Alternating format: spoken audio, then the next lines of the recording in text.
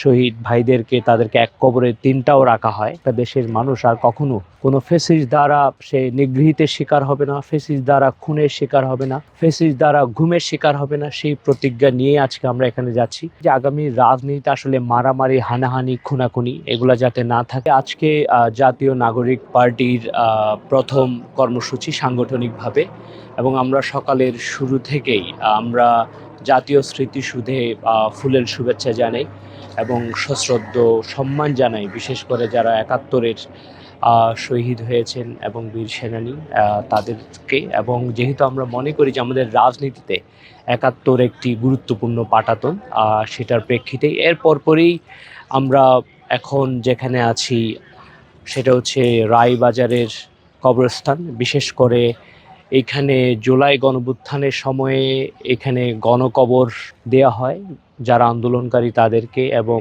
অনেক শহীদ ভাইদেরকে তাদেরকে এক কবরে তিনটাও রাখা হয়। এখানে আমরা যখন কথা বলছিলাম, যিনি দাফন করছিলেন তিনি বলছিলেন যে প্রায় ১৪৭টার মতো কবর এখানে আছে, এবং অনেক কবর আছে যেখানে ৩টারও বেশি লাশ দাফন করা হয়েছে। এটা আসলে খুবই হৃদয় বিদারক সবার জন্য।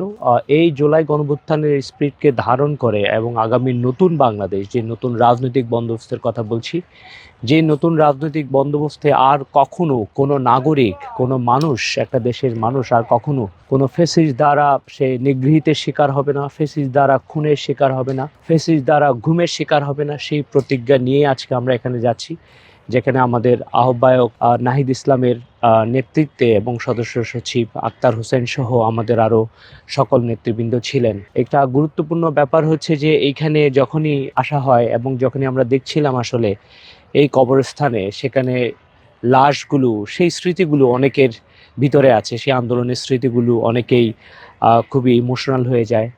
বিশেষ করে এই ঘটনা বাংলাদেশে, আপনারা জানেন যে ঐতিহাসিকভাবে ইউএন অলরেডি বলেছেন যে এই জেনোসাইডটা যেভাবে হয়েছে এবং এটা সকল প্রসিডিউরগুলো এবং পদ্ধতিগুলো বলেছেন যে কোন কোন ভাবে আসলে জেনোসাইড করা হয়েছে।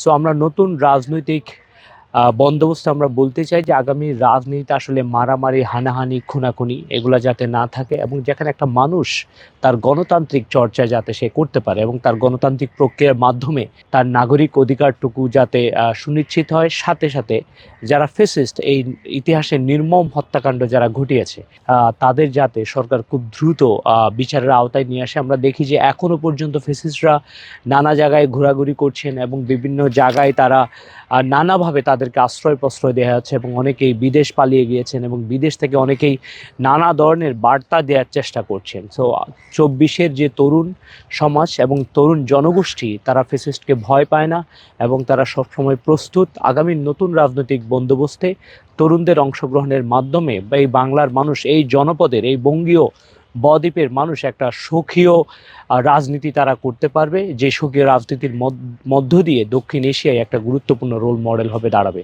সাথে সাথে এটাও খুবই গুরুত্বপূর্ণ যে পৃথিবীর ইতিহাসে যত ফ্যাসিস্ট আছে, প্রত্যেকটা ফ্যাসিস্টের জন্য একটা গুরুত্বপূর্ণ শিক্ষা, সেই সাথে সাথে যারা শহীদ হয়েছেন এই রাষ্ট্রের জন্য, রাষ্ট্র বিনির্মাণের জন্য যারা নিজেদের আত্মত্যাগ করেছেন, নিজের প্রাণকে দান করেছেন এবং নিজেদের প্রাণকে তারা দেশের জন্য তারা বিলীন করেছেন, এবং এই প্রত্যেকটা শহীদের আত্মার মাগফিরাত কামনা করি। এবং সাথে সাথে এই প্রত্যেকটা শহীদ পরিবার, যারা এই প্রত্যেকটা শহীদ পরিবারের যারা আছেন, তারা যাতে এই সমাজে তারা সগৌরবে বেঁচে থাকতে পারে এবং তাদের আত্মমর্যাদা থাকে, এবং সাথে সাথে তাদের তাদের এই আত্মত্যাগের মধ্য দিয়ে আগামীর বাংলাদেশে প্রত্যেকটা মানুষ যাতে এখান থেকে শিক্ষা নেয় যে আমরা কেমন বাংলাদেশ চাই, আমরা কেমন বাংলাদেশ বিনির্মাণ করতে চাই। যখনই আসলে কোনো মানুষ তার ক্ষমতার বলয়ে সে থাকবে, তার আসলে প্রত্যেকটা জিনিস স্মরণ করা উচিত।